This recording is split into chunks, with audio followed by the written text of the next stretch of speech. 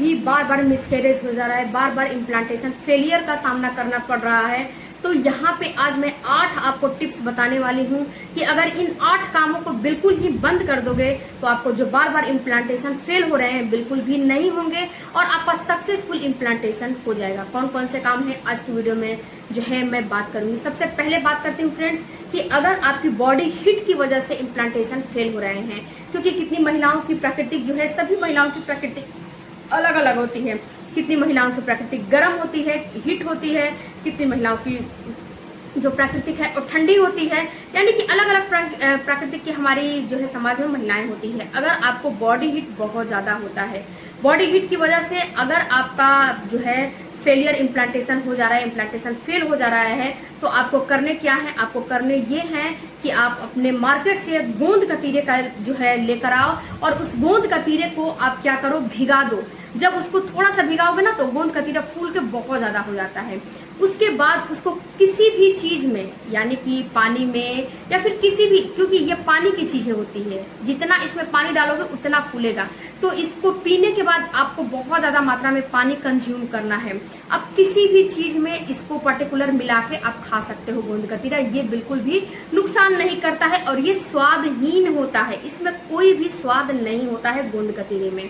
तो गोंद कतीरा लेकर आओ और ये जो है आपकी बॉडी को बिल्कुल ही, आपकी बॉडी को जो हीट है बिल्कुल शांत कर देगा, आपकी बॉडी बिल्कुल हीट नहीं रहेगी और बिल्कुल ही सक्सेसफुल आपका इम्प्लांटेशन हो जाएगा। अगर आपको बॉडी हीट की वजह से इम्प्लांटेशन फेलियर का सामना करना पड़ रहा है तो दूसरी बात, आप जो है सौंफ का शरबत का इस्तेमाल करो। अगर आपको शुगर वगैरह नहीं है तो 1 चम्मच सौंफ को रात के पानी में भिगो दो, उसमें ढेले वाली मिश्री अपना डाल दो, उसके बाद उसको सुबह में छान के हटा के उसको कंज्यूम करो। ये भी आपकी बॉडी की हीट को काफी हद तक शांत करता है और आपके इम्प्लांटेशन जो फेलियर हो रहे हैं उसको भी ये जो है दूर करता है। तीसरी बार इम्प्लांटेशन फेल हो रहा है तो सबसे पहले ये चेक करिए कि किस वजह से आपका इम्प्लांटेशन फेल हो रहा है। क्योंकि फ्रेंड्स क्या होता है कि अगर आपकी बॉडी में अंडा अच्छा नहीं बन रहा है या फिर आपके मेल का जो पार्टनर है उनका सेल्स अच्छा नहीं है, उसकी मोटिलिटी, क्वालिटी, मोबिलिटी सही नहीं है, उसकी वजह से भी आपकी बॉडी इसे रिजेक्ट कर देगी, उसमें धड़कन नहीं आएगी या फिर अन्य कोई भी डिजीज की वजह से ये जो है इम्प्लांटेशन फेल हो जाएगा। आपको डॉक्टर बता देगा कि इसकी ग्रोथ नहीं हो रही है तो आपको अवॉइड कराना पड़ेगा, क्योंकि उसमें ना तो धड़कन आएगा, वो बेजान रहेगा। प्रेगनेंसी हो जाएगी लेकिन वो बेजान अवस्था में पड़ा रहेगा, तो आपको इस चीज को भी समझना है। तीसरी बात कि फ्रेंड्स, जब आपका प्रेगनेंसी हो जाता है, जब आपको समझ में ऐसे आ रहे हैं कि आपकी बॉडी में तरह तरह के चेंजेस आ रहे हैं, तरह तरह के बदलाव आ रहे हैं, तो कुछ चीजें आपको जो है नहीं करनी चाहिए। सबसे पहले तो फ्रेंड्स, आपको गरम मसाले, तीखा, मिर्चीदार, बहुत तला भुना खाना नहीं खाना चाहिए और बहुत ज्यादा गरम चीजों का इस्तेमाल नहीं करना चाहिए। जवाइन हो गया, हींग हो गया, इन सारी चीजों को बिल्कुल भी अपने डाइट में नहीं लेने चाहिए। दूसरा कि अगर आप जो है हार्ड वर्किंग कर रहे हो, हार्ड वर्कआउट कर रहे हो, जिम वगैरह ज्वाइन किए हो, जो है रस्सियां वगैरह कूदते हो, तो ये भी बिल्कुल काम नहीं करने चाहिए। इससे भी आपको दूरी कम से कम 10 से 12 दिनों के लिए, जब तक डॉक्टर के पास नहीं चले जा रहे, जब तक आपका पीरियड मिस नहीं हो जा रहा है, जब तक आपको कंफर्म नहीं हो जा रहा है कि आप प्रेग्नेंट हो चुके हो, तो फ्रेंड्स तब तक ये सारा चीज आपको नहीं करना है। अगर कंफर्म हो जाएगा कि आप प्रेग्नेंट हो तब तो अच्छी बात है, तब तो ऐसे ही आपको पूरी महीना ये जो है वजन वाला काम, भारी एक्सरसाइज, ये सारा डॉक्टर मना कर देगा। जो है आसान वाला काम, जो है हल्की फुल्की एक्सरसाइज, मॉडरेट एक्सरसाइज करने को डॉक्टर बोलेगा। ये भारी भरकम एक्सरसाइज करने को बिल्कुल भी नहीं बोलेगा। चौथी बात फ्रेंड्स कि अगर आप जो है बाहर वर्किंग काम, जो है वर्क का काम करते हो, बाहर जॉब वगैरह करते हो, तो आप जो है ऐसे कर सकते हो, कोई दिक्कत नहीं है। बाहर जाके आप जो है अपना काम करते हो, डेली का डेली बाहर निकलते हो, तो आप करो, कोई दिक्कत नहीं है, क्योंकि उस चीज को आपकी बॉडी बर्दाश्त कर लेगी, सह लेगी, उसको आदत है।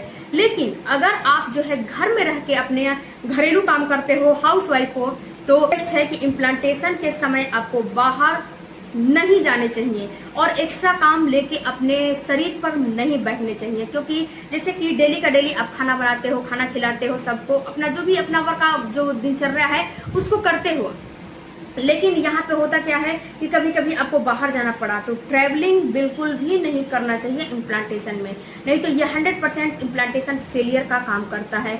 उसके साथ साथ अगर आप स्कूटी वगैरह या फिर खुद की गाड़ी से जा रहे हो जैसे कि स्कूटी हो गया या मोटरसाइकिल हो गया, कोई चीज पे बैठ के जा रहे हो, 2 चक्के वाहन पे, तो यहाँ पे क्या होता है कि कभी कभी ऊंचा खाला रास्ता आता है तो उछलता है। आपने ये नोटिस किया होगा कि गाड़ी जो है उछलती है। तो जब गाड़ी उछलती है तो यहाँ पे होगा क्या कि गाड़ी उछलने की अगर ज्यादा तेज में अगर ऊपर नीचे हो गया आपका पेट, तो कभी कभी क्या होता है एंडोमेट्रियम की दीवार से आपका जो शिशु है बिल्कुल अलग हो जाता है और आपको पता नहीं चलता है।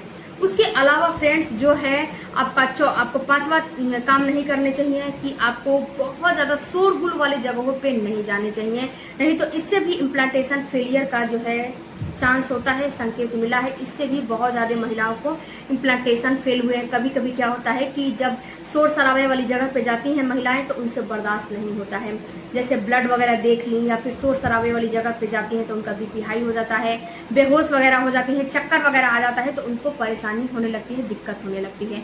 तो ये भी काम, सबसे बड़ा दुश्मन आपकी गर्भधारण की स्ट्रेस। अगर आप किसी कारण से स्ट्रेस पाल रहे हो, किसी भी रीजन से, ये आपकी मामला है कि आप किस रीजन से स्ट्रेस ले रहे हो, गर्भधारण नहीं होने की वजह से, लोगों की ताने की वजह से, घर में कोई कला हो रहा है उसकी वजह से, अगर आप स्ट्रेस ले रहे हो, उसमें आप गर्भधारण करने की तैयारी कर रहे हो, तो ऐसे में कभी भी आपको गर्भधारण नहीं होगा। गर्भधारण करने की तैयारी मत करो, या फिर स्ट्रेस फ्री होकर गर्भधारण करने की तैयारी करो, तो वहां पे आपको गर्भधारण होगा, वरना गर्भधारण नहीं होने वाला है। इस चीज को भी आपको समझना पड़ेगा और इस चीज को भी आप समझ लीजिए कि ऐसे गर्भधारण नहीं होगा।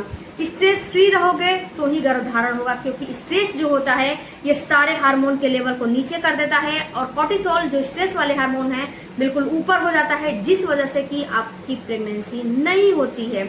तो इसको भी आपको बिल्कुल भी दूर करने हैं।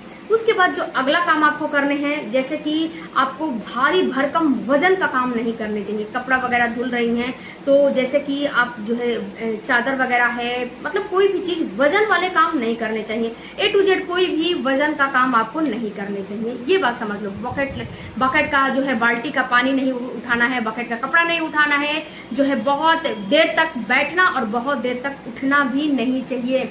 बहुत देर तक बैठना, बहुत देर तक खड़े होना भी आपको मिसकैरेज के संकेत दे देते हैं। अगर आपकी प्रेगनेंसी नेचुरली हुई है तब तो आप कोई दिक्कत नहीं है, लेकिन अगर आपकी प्रेगनेंसी मेडिसिन से रुकी है तो छोटे छोटे मिस्टेक्स को आपको बिल्कुल भी अवॉइड करने पड़ेंगे, बिल्कुल भी उसको सावधानी से देखने पड़ेंगे। तो बहुत ज्यादा देर जैसे प्रेस वगैरह कर रहे हैं तो बहुत ज्यादा देर तक बैठ के करती हैं महिलाएं, तो नहीं करने चाहिए। बीच बीच में अपने आप को रेस्ट देने चाहिए। अगर खड़े होकर रोटी वगैरह बना रहे हो तो बीच में, अगर बहुत ज्यादा रोटी बनाना है, 100, 50, 40 बनाने हैं, तो बीच में थोड़ी देर के लिए, अब 5 से 10 मिनट के लिए अपने आप को रेस्ट दो, फिर उसको काम करो, कोई दिक्कत नहीं है। किचन में एक कुर्सी रख लो, थोड़ी देर बाद बैठ जाओ, फिर उठ के अपना काम करो। तो ऐसे मैनेज करोगे तो आपको प्रेगनेंसी जो है मिसकैरेज के रूप में नहीं बदलेगी, इम्प्लांटेशन आपका फेलियर नहीं होगा। उसके बाद फ्रेंड्स आपको एक चीज और करने हैं कि अगर आपको कभी भी प्रेगनेंसी हो जा रही है, उसमें आपको ऐसा महसूस हो रहा है कि मुझे ब्लीडिंग हो रहा है, हल्की सी डिस्चार्ज आ रहे हैं, ब्राउन डिस्चार्ज आ रहे हैं, तो इसमें आपको कभी भी घर पे रह के अनहोनी का वेट नहीं करना है। इस कंडीशन में तुरंत अपने डॉक्टर से मिलना है, तुरंत अपने डॉक्टर के पास जाना है, क्योंकि अगर हल्की सी भी ब्लीडिंग आ गई तो वहां पे क्या होगा कि जो धीरे धीरे आपकी जो बच्चेदानी है उसका मुंह खुलने लगेगा। बच्चेदानी का मुंह खुलने लगेगा तो मिसकैरेज हो जाएगा। तो यहाँ पे डॉक्टर आपको प्रोजेस्टेरोन हार्मोन की जो है सप्लीमेंट, इंजेक्शन वगैरह लगा के उसको रोक देती है और कोई दिक्कत नहीं होता है। तो डॉक्टर से मिलना। आई होप फ्रेंड्स कि आपके सारे सवालों का ये सवाल मेरे इंस्टाग्राम पे आया था कि सक्सेसफुल इम्प्लांटेशन के लिए कुछ होम रेमेडी बताइए। तो होम रेमेडी में अब मैंने अभी प्रोजेस्टेरोन हार्मोन बढ़ाने के लिए, एस्ट्रोजन हार्मोन बढ़ाने के लिए क्या क्या होम रेमेडी लेना है उसके ऊपर मैंने वीडियो बनाया है, उस वीडियो को जरूर चेकआउट कीजिएगा। मिलती हूँ अगले वीडियो में, तब तक धन्यवाद।